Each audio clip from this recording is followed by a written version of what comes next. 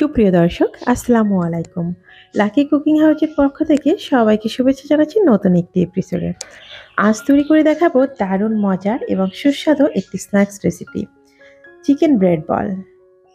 বাহিরে পাউরুটির আবরণ আর ভিতরে চিকেন এবং পটেটোর পুর ভরা।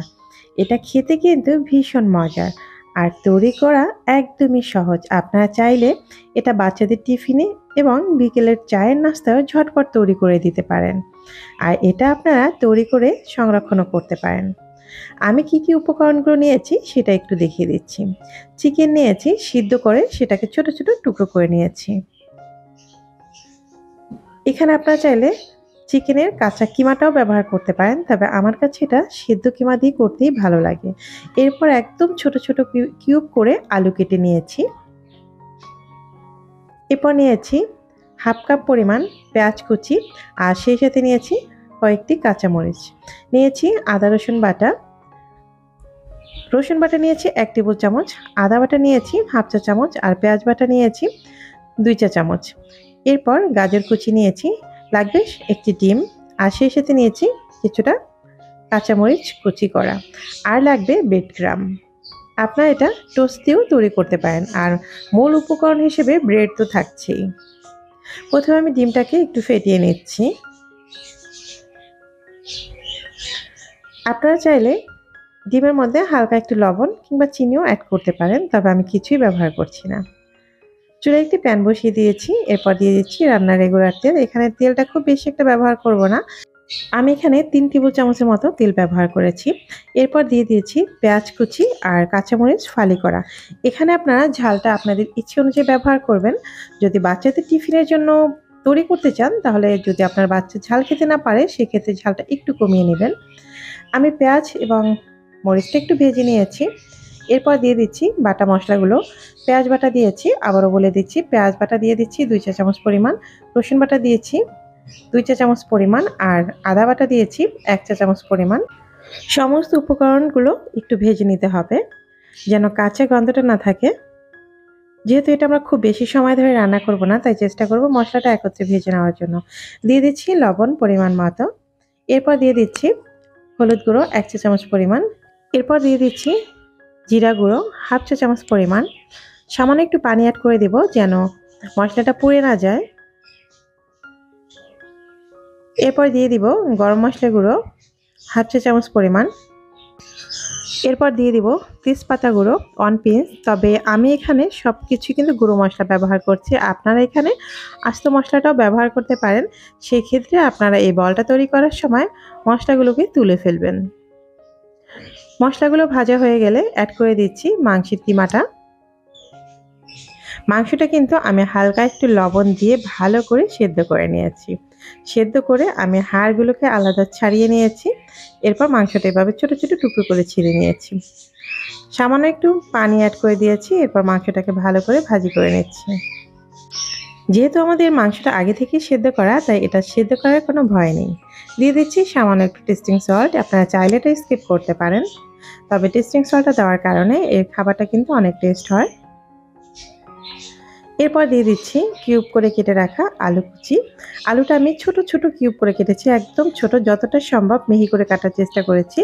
এরপর দিয়েছি গাজর কুচি। আমি আলু কুচি ব্যবহার করেছি মেজারমেন্ট কাপের 1 কাপের থেকে একটু বেশি হবে, আর গাজর কুচি ব্যবহার করেছি হাফ কাপ পরিমাণ। আমি আলুর তুলনায় গাজরটা কিন্তু অনেক কমিয়ে দিয়েছি। দিয়ে দিয়েছি সামান্য একটু এলাচ গুঁড়া। এলাচ গুঁড়োটা যেহেতু আমি অল্প পরিমাণে ব্যবহার করেছি, আর এটা সবশেষে ব্যবহার করার কারণ হচ্ছে এর সুঘ্রাণটা যেন অটুট থাকে। এরপর আমি একটু পানি অ্যাড করে দিচ্ছি জাস্ট আলুটা সেদ্ধ হওয়ার জন্য।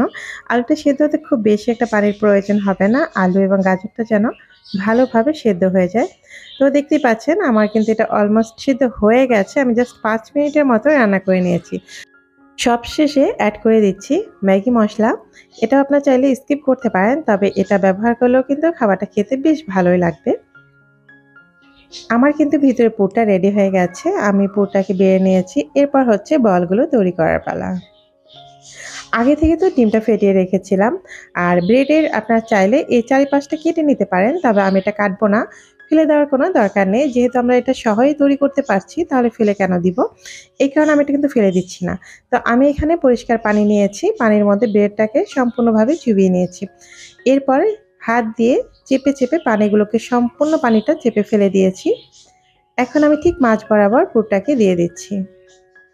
একদম ইজিতে কিন্তু আপনারা এটা তৈরি করতে পারবেন। আর আপনারা যদি বাচ্চাদের টিফিনে দিতে চান, সেক্ষেত্রে আপনারা আগে তৈরি করে সংরক্ষণও করতে পারবেন, অথবা চাইলে পুরটা শুধুমাত্র আগের দিন রাতে রেডি করে রাখবেন, সকালবেলা ঝটপট তৈরি করে নিতে পারেন। পুরটা খুব বেশিও দিবেন না, আবার একদম কম পরিমাণেও দিবেন না। দেখতেই পেয়েছেন আমি কিন্তু মোটামুটি অনেকটাই পুর দিয়েছি। এরপর চারিপাশ থেকে চেপে এনে এভাবে এটাকে কাভার করে দিয়েছি। তৈরি হয়ে গেল ব্রেড বল। একদম কত সহজেই দেখলেন তো। এরপর আমি এটাকে ডিমের যে মিশ্রণটা রয়েছে তার মধ্যে এভাবে কোট করে নিচ্ছি। ডিমের মিশ্রণ থেকে উঠিয়ে এরপর দিয়েছি ব্রেড ক্রামের মধ্যে।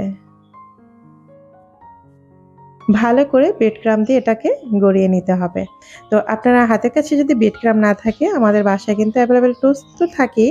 আর সেক্ষেত্রে যদি টোস্টও না থাকে, তখন আপনারা কিছু ব্রেড মানে কাঁচা ব্রেড কিছুটা একটু গুঁড়ো করে নেবেন, সেখানেও কিন্তু এটা গড়িয়ে নিতে পারেন। তো আমি এখানে কালারিং যে ব্রেড ক্রাম্বটা বাহিরে কিনতে পাওয়া যায় বাজারে, সেটাই ব্যবহার করেছি, যে কারণে আমার বলগুলো কিন্তু দেখতে অনেকটা সুন্দর হয়েছে এবং কালারফুল হয়েছে। তবে এভাবে ব্রেড ক্রাম্ব আপনারা বাসায় তৈরি করতে পারেন। প্রথমে বলেছি টোস্ট গুঁড়ো করে নিতে পারেন, আর কালার করার জন্য হালকা একটু ফুড কালার দিয়ে আপনারা কিন্তু টোস্টের গুঁড়োটা এভাবে বাসায় ব্রেড ক্রাম্ব তৈরি করে সবসময় সংরক্ষণ করতে পারেন। তবে সেটা আজ আর আপনাদের রেসিপি আকারে বলছি না, কোনো এক সময় হয়তো দেখিয়ে দিব। তো এক এক করে আমি এভাবে সমস্ত ব্রেডগুলো তৈরি করে নিব। যখন আপনাদের সমস্ত ব্রেড বলগুলো তৈরি হয়ে যাবে, আপনারা চাইলে ঠিক এই অবস্থায় এখন এয়ারটাইট কন্টেনারে এগুলো সংরক্ষণ করতে পারেন। ডিপ ফ্রিজে সংরক্ষণ করতে পারেন ১ মাসেরও বেশি সময় ধরে। আর যদি নরমাল ফ্রিজে রাখতে চান, সেটাও কিন্তু আপনি ১ সপ্তাহেরও বেশি সময় ধরে এভাবেই ভালো থাকবে। তো বুঝলেন তো কিভাবে আপনারা ঝটপট এটা তৈরি করে দিতে পারেন বাচ্চাদের টিফিনে। আর ভাজি করা তো একদম সহজ। এটা ভাজি করতে কিন্তু খুব বেশি একটা সময় লাগে না। তো আমি এভাবে কিন্তু এক এক করে সমস্ত ব্রেড বলগুলো তৈরি করে নিব। আমি আবারও একটি ব্রেড বল আপনাদের সম্পূর্ণরূপে বানিয়ে দেখিয়ে দিচ্ছি।